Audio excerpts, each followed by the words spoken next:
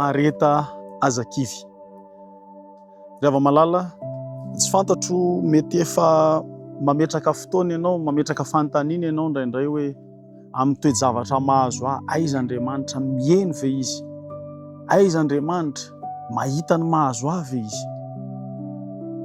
Jesosy Kristy fony izy teto an-tany araka ny voalazan'ny Hebrea 12:2 dia izao ny voalazan'ny tenin'Andriamanitra hoe naharitra ny hazo fijaliana Jesosy, tsy nitandroenatra mba hahazon'ny fifaliana napetraka teo anoloany ka dia efa mipetraka eo ankavanan'ny seza fiandrianan'Andriamanitra izy. Rava malala ny faharetana araka ny iraka nampanaovina anao amin'ny tanjona izay tokony ho tratrarinao. Toa an Jesosy Kristy hoe ny tanjony dia ny hamonjena antsika zanak'olombelona ao anatin'ny fahotana.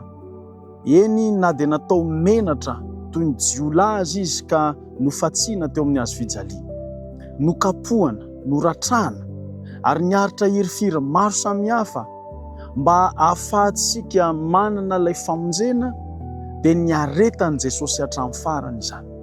Alaivo sary an-tsaina hoe Jesosy niemotra tamin'ny fanapahan-keviny ka tsy maty teo ambony hazo fijaliana. Ianao ihany koa dia antsoina anana faharetana toy ny faharetan'i Kristy. Anana faharetana ny amin'ireo tanjona izay apetraka ao eo amin'ny fiainanao. Manana tanjona lehibe isika dia ny famonjenantsika izany.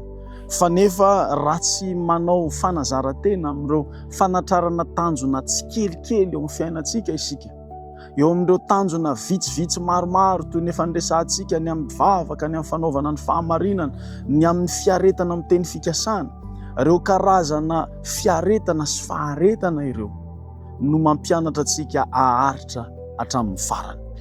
Toy ny mpamboly izay tsy fantany hoe toy ny ahoana ho avy ny orana sy ny sisa, fa maharitra izy miandry ary vao tonga fotsiny ny orana dia mamboly indray izy, dia miandry indray izy ny amin'ny fiposahan'ilay vota ao. Tsy misy mihitsy hoe aleoloha angadiako kely sao dia mbola tsy mitranga sao dia maty. Fa zany ny antsoina hoe faharetana, fiandrasana ny vokatra amin'ny fotoan'andro. Zao ny voalazan'ny Galatiana 5:7 manao hoe amin'ny fotoan'andro no hijinjatsika raha tsy reraka isika. Mety efa reraka miandry ve ianao? Mety efa reraka miady ve ianao? Mety efa reraka manantena ve ianao? Mampahery ianao androany, manana faharetana fa tsy maintsy ho tonga ny valim-bavaka. Manana faharetana fa tsy maintsy handray fitahiana avy amin'Andriamanitra ianao.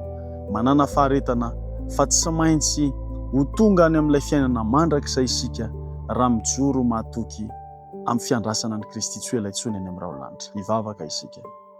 Mampitomboy tompo malala ny finoana ianao sy ny faharetanay mba hifantohanay amin'ny tanjonay, eny ireo tanjona madinika eo amin'ny fiainanay andavanandro.